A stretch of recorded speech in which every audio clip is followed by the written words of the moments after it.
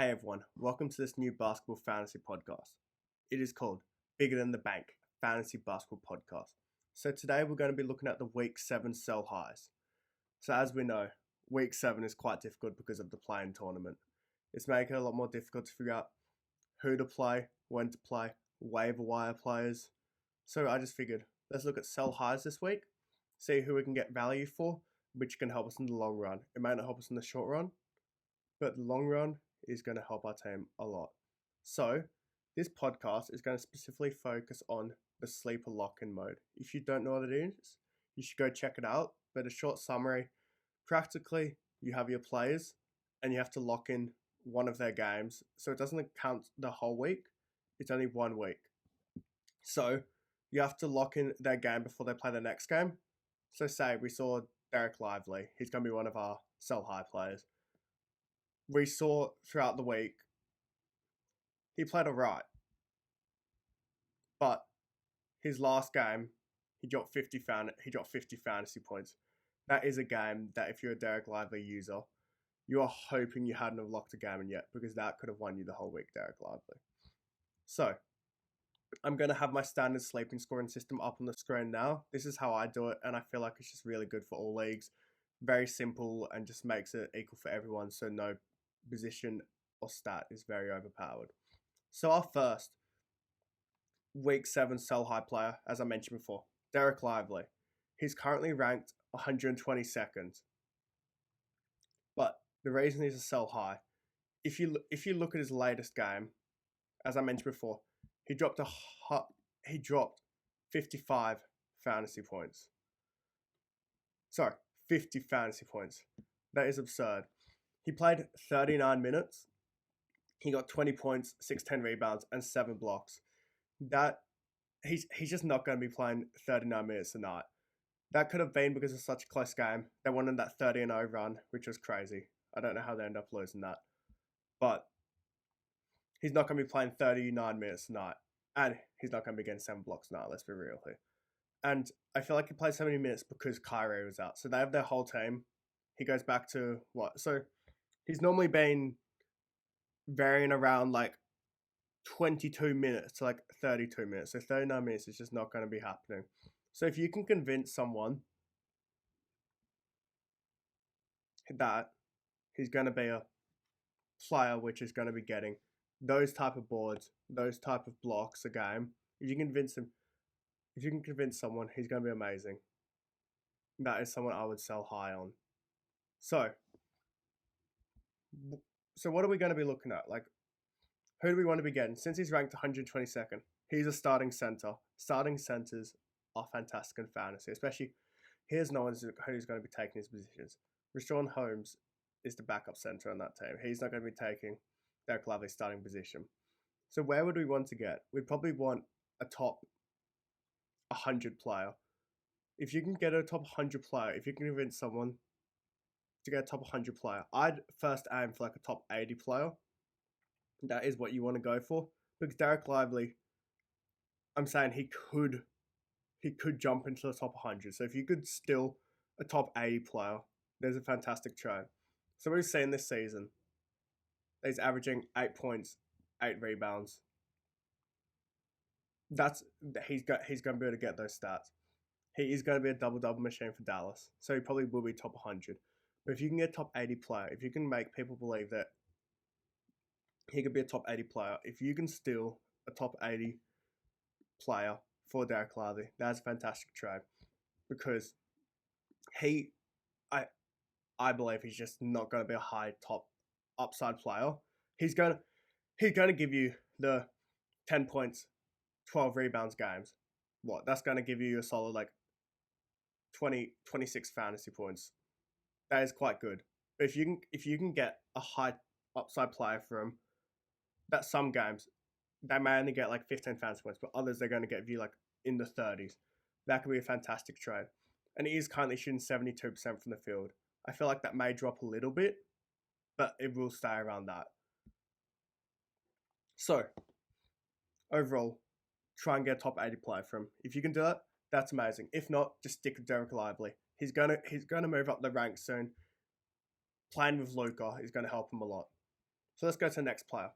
Reggie Jackson. He's currently ranked 149th. But we've seen what he's done this week. Without Jamal Murray, the 51 fantasy point game, playing 40 minutes and dropping 35 points on 13 assists. We all know he's not going to do that. That's just not attainable. But if you can convince someone, oh, Jamal Murray is going to be resting a lot of games because of his prior injury history. Oh, he's going to be a starting point guard for, 33% of the games. Let's try and convince someone that. He's able to give you these 51-point games somewhere. Not realistically, but if you can convince someone that. The rest this week, he's given us like a 26.5, a 21.5, and a 20 bomb. That is quite good. But if you could convince someone for a top 100 player for Reggie Jackson, I take that instantly. Reggie Jackson may have some good weeks when Jamal Murray's out, but overall, he is just a coming off the bench guy where he will average like 12 fantasy points, which isn't going to do much for your team. So if you can sell high on him now, that would be fantastic. Because let's see how much he's averaging right now. He's averaging 13 points, 2 rebounds, 4 assists. Yeah, he may be able to keep that up. But the efficiency is something I don't believe he's going to be able to keep up. He's currently shooting 51% from the field right now. In his prior 2 seasons, he shot 38% from the field and 42% from the field. And from 3, he's shooting 40% from the field. Last year, he shot 28% from the 3-point line. So realistically, his percentage is going to drop, and that's going to hurt his rank a lot. So as we said before, he's currently ranked 149th. But that could genuinely drop. So if you can get a top 100 player from him, I'd do that right now. But if you can't, you can hold on to him. But a top 100 player, 100% worth it. Okay. So let's go into the next player. Al Horford. He's playing against Philly. We know what happens. Joel Embiid either gets clamped by him, sadly, or Joel Embiid is rest. So he's ranked 129th. But we've seen his past 3 games. He's got 30 fantasy points, 36 fantasy points, and 25 fantasy points. One of the main reasons for that is injuries. In Porzingis, he's been getting 32 minutes, 28 minutes, 33 minutes with Porzingis out. Before Porzingis' injury, he was getting around the 24 to 28 minute mark on average. So the minutes going to drop, which ultimately leads to less rebounding opportunities, less scoring opportunities. So, if you have someone in your league who's just looking at their last 5 games, Al Horford has been amazing, averaging around. Let's see, yeah, he's got fantastic fantasy points. So if you can convince someone, oh, Porzingis is injury prone, which may actually happen, which makes Al Horford a fantastic fantasy player, as we've seen with Porzingis being out. But if Porzingis can stay healthy, and with the Celtics just depth, not their depth, their starting 6, it's just so hard for someone like Al Horford to have the opportunity to score, because Jason Tatum's going to be taking so many shots. Jaylen Brown's going to be taking shots before him. Drew Holiday's going to be taking shots before him. Al Horford, out of those 6, is going to be taking the least shots most nights. He's not going to be getting those big stats. He's not starting most nights. So if you could convince someone for, again, I'd say a top 100 player, that is genuinely a fantastic trade. Especially with Porzingis coming back. Porzingis is coming back this week. So Al Horford's rank is going to drop. But if you can trade Al Horford before Porzingis is back, if you have someone in your league that doesn't know Porzingis is coming back soon, this trade looks fantastic. Al Horford's only averaging 7.5 points, 6.5 rebounds, and 3 assists. He's shooting 48% from the field, and he's shooting 36% from 3.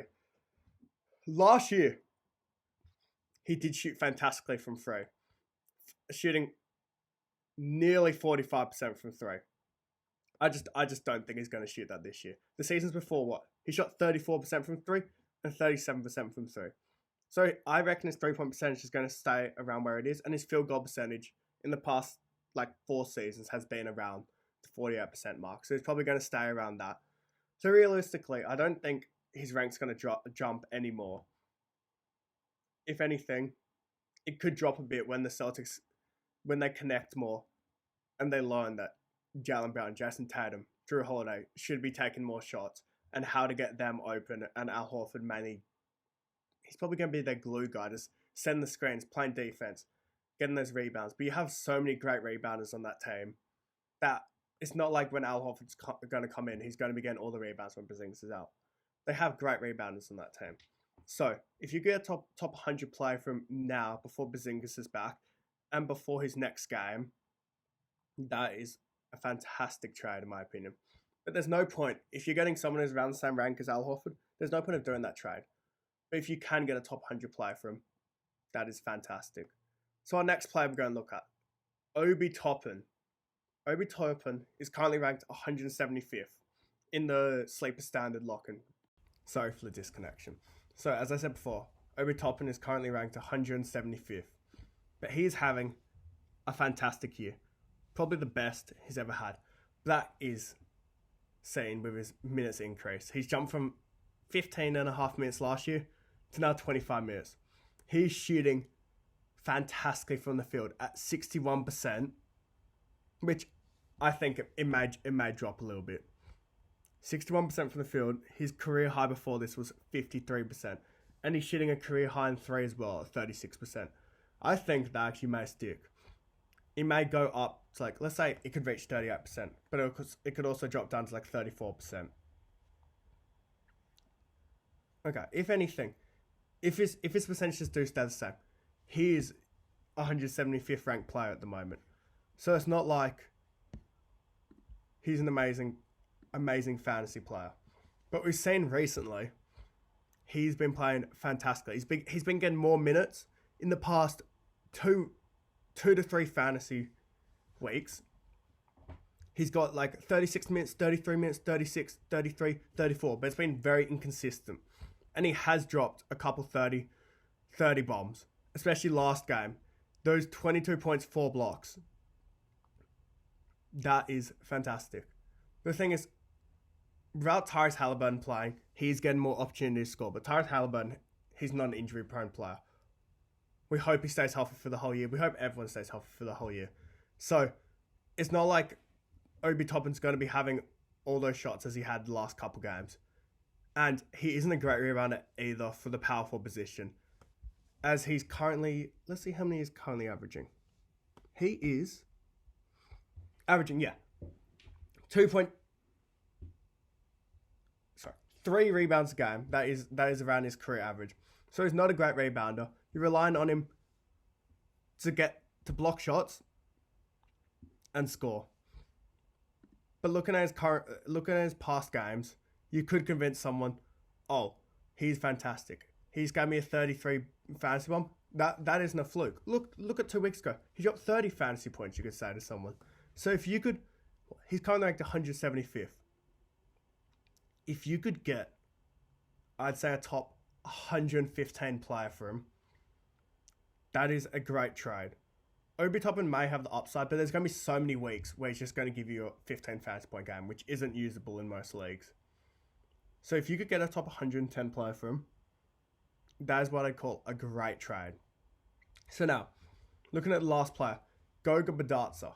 He's currently ranked 151st. The Magic have been fantastic this year. There are so many people who believe when Wendell Carter comes back, which I believe is this week, that Goga's still going to be starting. He may start for this week, sure. But in the long run, when Wendell Carter's going to be starting, they also have Mo Wagner on the bench. Goga most likely becomes a third string player, which in most leagues puts him on the waiver wire. He's not gonna be a player most fantasy leagues use. So I'd trade him now while he has value. He is playing so well, just fantastic when Wendell's been down. But all his fantasy points just going to drop when he leaves. He's had some great games with 28 fantasy points, 29.5 fantasy points, 26.5 fantasy points. And as we said before, currently ranked 151st. So if you could just get anyone 150th and above, that is most likely a great trade. But I'd first aim for 120th and above. If you can get that, that's fantastic. But anything above 150 is going to be amazing, because soon in a week, I think he's going to be on the way. He's going to be on the waiver wire in most leagues. As a third string starter, he's not going to be getting hardly any fantasy points, hardly any minutes. He'll probably average 10 to 14 minutes a game. He's not going to put up the stats he's been putting up recently. So your time is to trade for him now before Wendell Carter comes back and players realise, oh, Goga isn't actually going to be starting over Wendell. He could. People still believe he could. But I believe he most likely won't be starting over Wendell. Wendell is a fantastic player. Goga has been fantastic while he's been playing, but Wendell Carter will be starting in a week or so. When his minutes ramp up, when Wendell Carter's minutes ramp up, Goga goes back down to the third stringer. He may average 6 points and 6 rebounds. That's not going to give you enough fantasy points for you to keep him. So if you can trade him for a starting player, if you can trade him for, as I said before, a top 120 player, a top 150 player, it's 100% worth it. Because in a couple of weeks, Goga is going to be on your waiver. So may as well get value for him now while you can. So that wraps up our Week 7 Sell High players. Thank you for listening to Bigger Than the Bank Fantasy Basketball Podcast. And we will be coming soon with a Week 7 Buy Low fantasy players. Good luck for fantasy this week. Make sure you set your lineups. Make sure you look at injuries.